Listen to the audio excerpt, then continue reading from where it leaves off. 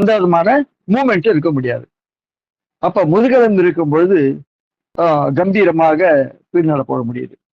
அது மாதிரி நம்பிக்கை வைத்து இந்த வார கூடுதல் மேல ஒவ்வொரு வாரமும் பல பேர் அதுல இணைத்து கொண்டே வந்து அதுல வரக்கூடியவர்களும் கூட சாதாரண மனிதர்களாக பொறுப்பேற்றவர்களாக அதுல வந்து கலந்துகிறது.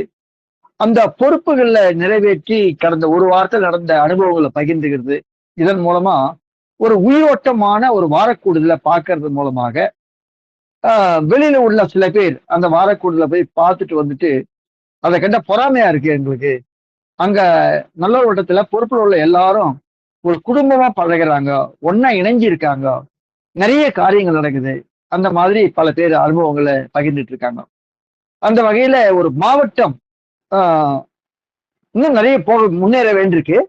எப்ப 100 துறைகளுக்கும் அந்த மாவட்டத்துல பொறுப்பாளர் வந்து அந்த ஒவ்வொரு பொறுப்பாளரும் கூட 10 பேரை கொண்ட குழு உண்டாக்கி கொண்டு அந்த மாவட்டத்துடைய 100 துறைகளை பத்தின அந்த டேட்டாஸ் என்னைக்கு கொடுக்குறாங்களோ அன்னைக்கு நம்ம லட்சியத்தினுடைய உச்சம் அது. அந்த நிலையை அடையணும். ஆகையினால அதுக்கு இன்னைக்கு முன்னோடியா இன்னைக்கு வேகமாக காஞ்சிபுரம் மாவட்டம், குறிப்பா இன்னைக்கு இந்த உலக சமாதானம் 1 நிமிட அமைதிக்காக இன்னைக்கு எடுத்த அந்த நிகழ்ச்சி முயற்சி ரொம்ப சிறப்பு.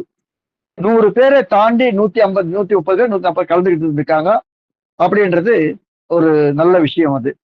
அதே மாதிரி துறைகள்ல வந்து இன்னைக்கு மார்கோஸ் ரொம்ப அற்புதம். அவருடைய இந்த அமைப்பு சாரா தொழிலாளர் விஷயத்துக்கு அரசாங்கமே உயிர் கொடுக்கல. இன்னும் அரசாங்கத்துக்கிட்ட அந்த துறையே இருக்குது, கையில இருக்குது.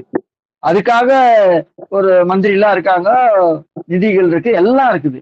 ஆனா அவர்களால ஒண்ணும் செய்யாத இடத்துல நம்முடைய மார்கோஸ் அந்த துறையை பொறுப்பெடுத்து அதுல அந்த மாதிரி நபர்களை வீடு வீடா போயிட்டு அவங்க வேலை செய்யற இடங்களை போயிட்டு தேடி தேடி கண்டுபிடிச்சு அதை ஒரு வாட்ஸ்அப் குழுல இணைத்து ஒவ்வொருத்தரை பத்தியும் பதிவுகள் போட்டு, அது குறிப்பா இன்னைக்கு இந்த பத்மநாபன்றவரை பத்தி கடந்த வாரத்துல அவரை தேடி போய் பார்த்து அவரை பத்தி முழுமையான தகவலை வெளியிட்டு இருக்காரு.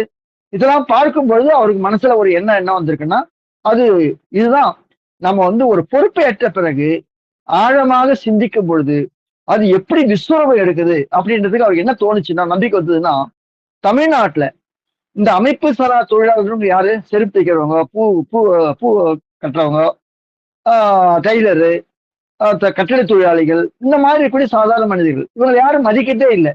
அவங்களோட தொழிலாளர் தான் பாக்குறாங்க தவிர அவங்களோட உழைப்பை யாரும் மதிக்கல. அந்த டேட்டாஸ் எல்லாம் கொடுத்தாரு. ரொம்ப அற்புதம் அது. இன்னைக்கு நாட்டுல பொருளாதாரத்துல 50% அவங்களதான் இருக்கு அப்படின்றதும் இந்த மாதிரி பல டேட்டா